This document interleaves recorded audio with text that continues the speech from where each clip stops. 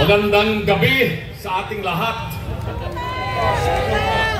Sa aking mga kapwa Ilocano, taas nga nyo yung mga kamay ninyo. Naimbag na rabi kada kay amin apo.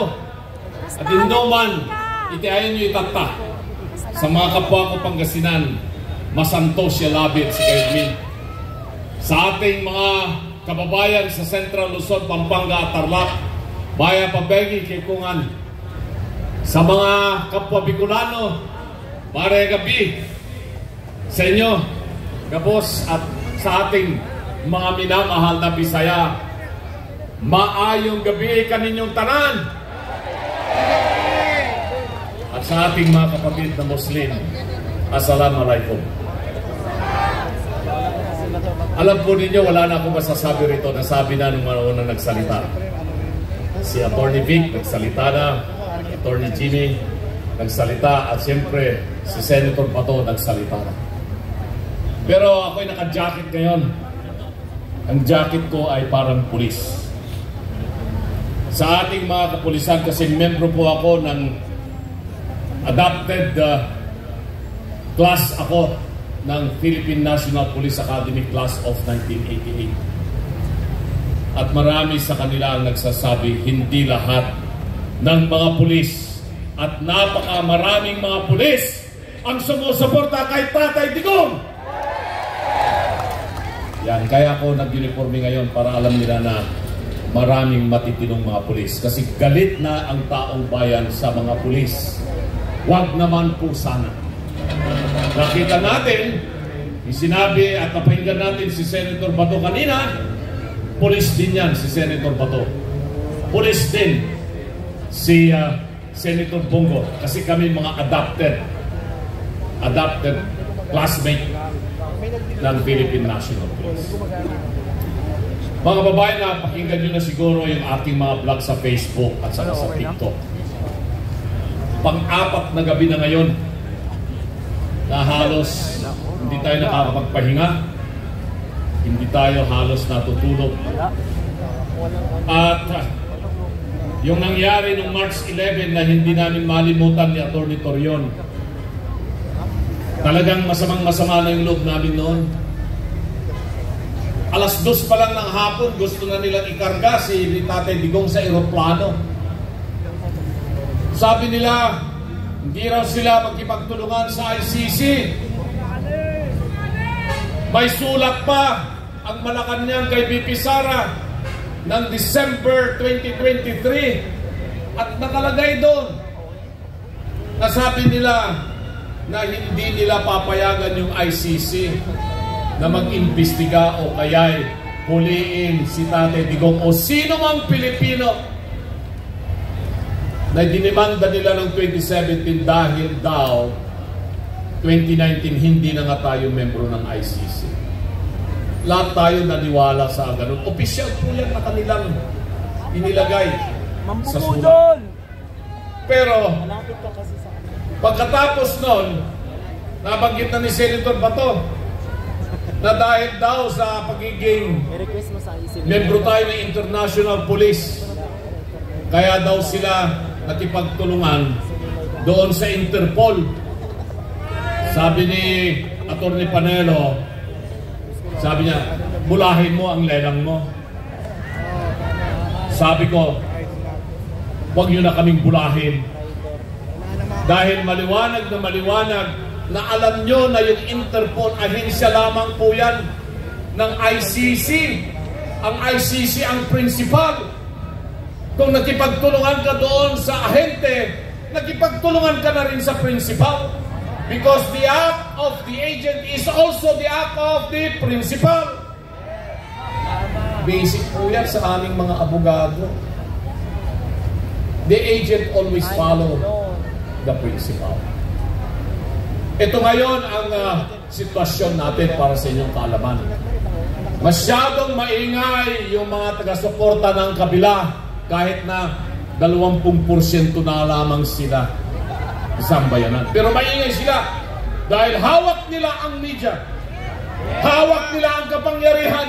Tama! Kung inyong mapapakinggan yung kanilang mga sinasabi sa mainstream media, ang sinisisi nila ay dahil daw 30,000 na Pilipino ang pinatay ng EJK ni Tatay Digong. Saan yung 30,000 na yan? Sinulat lamang yan ng Rappler at saka Inquirer. At inulit nila.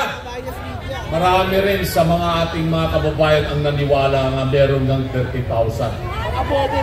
Pero kung titignan mo yung warrant of arrest na ginamit nila sa pag-aresto kay Tatay Digong, ilan yung pinatay daw? 19 daw sa Davao, 24 sa buong Pilipinas. At binabanggit doon sa warrant of arrest na hindi lamang mga namatay dahil sa illegal na droga, pati mga magnanakaw. Nakalagay doon. Alleged persons who have been using drugs and thieves. Crimes against humanity ba yun? Maliwanag na maling-mali. Pinagtatawanan tayo ngayon ng buong mundo. Pati Amerika, pinagtatawanan na tayo ngayon. Hindi nila nire-recognize yung ICC. Pinagtatawanan tayo ng Russia. Hindi nila nire-recognize ang ICC. Ng Indonesia, ng Pakistan, ng China, ng Israel. 60 nations all over the world don't recognize the International Criminal Court.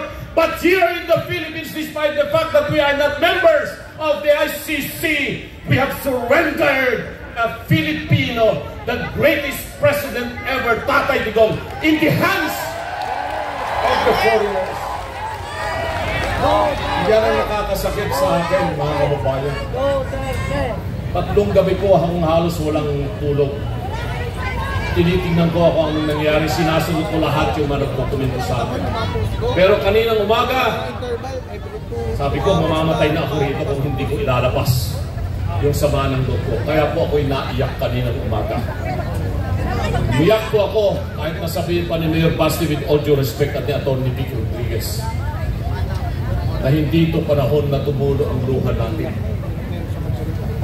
Laban natin ay ang karapatan ng bayan at karapatan ng bawat mamamayang Pilipino. Hindi po ako nahihiya na lumuha. Lumuha na po kayo, umiyak na po kayo, upang sa ganon,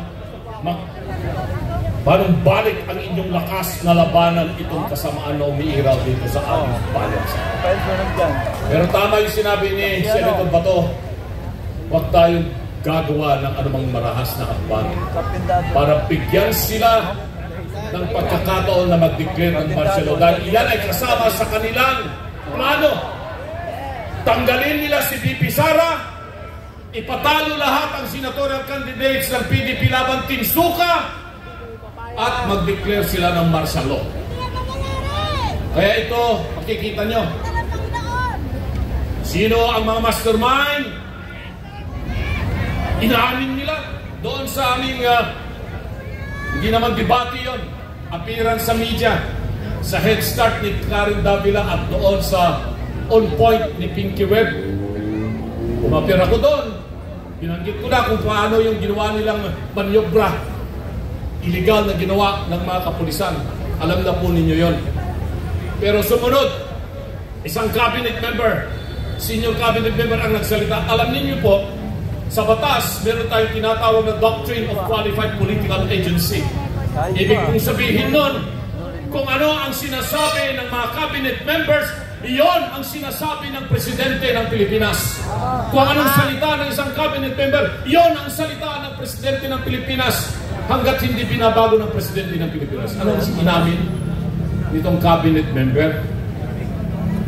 Na talagang kumuha sila ng pribadong eroplano, ikinarada nila doon sa airport, doon mismo sa area na pang presidente lamang. Sino ang nagbayad ng pribadong eroplano na yun? Inamin nila. Kung magkano hindi natin alam, pero hindi bababayan ng 5 milyong piso. Tapos sa isang programa, tinanong ulit ni Miss Pinky Webb kung sino sa mga cabinet members ang nakakaalam nito. Kilala niya sino ama ito, hindi ba? Maalala ko tuloy yung lunting kaalaman ko sa Biblia kasi 4 na taon naman ako naging sakristan noong ako nag-aaral ng high school. Alam ko naman po yung kwento ni Herodes at ni Judas at ni Poncio Pilato. Kilala niyo na kung sino ang Herodes at mga traidor na ipinagkanulo nila, isinuko nila upang parusahan ang isang Digong Duterte sa dayuhan. Alam na natin yun. Papayag bang maulit pa ito? So mga kababayan, ako po si Raul Lambino. Ilocano po ako, tulad ng mga ibang Ilocanong naglingkod kay Tatay Digong. Kasi mas marami kaming mga Ilocano na miyembro ng gabinete ni Tatay Digong. Majority ng kanyang members of cabinet Ilocano. Wala po sa amin kahit isang Ilocano ang tumatalikod kay Tatay Digong. Kasi ang totoong Ilocano ay merong palilintigan, may pagmamahal sa bayan at sa bawat Pinoy. Mabuhay po kayo. Maraming salamat. Maraming salamat si Attorney Raul Lambino. Tayo po ay sabay-sabay na pinapanood sa 17 pang mga lugar, Luzon, Visayas at Mindanao. Kawayan natin sila. Nagtipon-tipon ang ating mga kababayan, mga Pilipino, sa mga lugar na ito. Kusang loob. Tama po ba? Hindi tayo binayaran. Walang ipinangako sa ating ayuda. Walang ipinangako sa ating kapalit. Kaya mag-ingat po tayo mga kababayan. Minsan na rin namin naranasan, may isang vlogger gumawa ng content na kesyo, binayaran ng isang tao para lumahok sa isang pagtitipon.